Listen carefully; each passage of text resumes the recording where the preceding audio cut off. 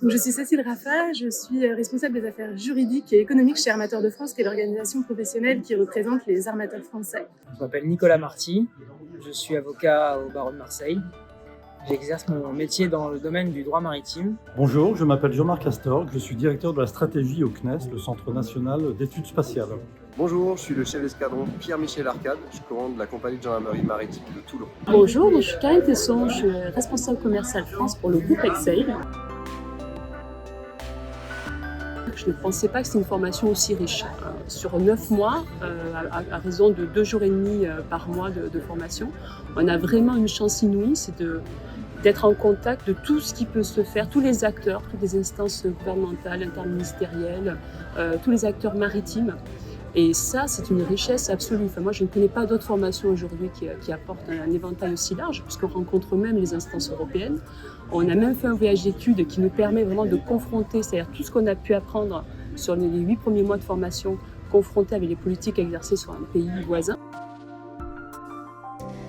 La formation FMES, pour moi, a été très intéressante à double titre. Sur le plan professionnel, c'est une formation qui est très très riche et diversifiée et qui permet vraiment de prendre de la hauteur sur tous les enjeux maritimes, en particulier en Méditerranée.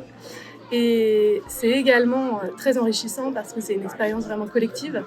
L'intérêt pour moi de cette formation, ça a été pendant une année de trouver à intervalles réguliers le temps de réfléchir avec des partenaires que j'aurais jamais eu l'opportunité de rencontrer si j'avais pas suivi cette formation, et sur des réflexions guidées par des intervenants de très haut niveau sur des sujets variés et complexes qui font la diversité des missions de l'action de l'État en mer auxquelles je participe.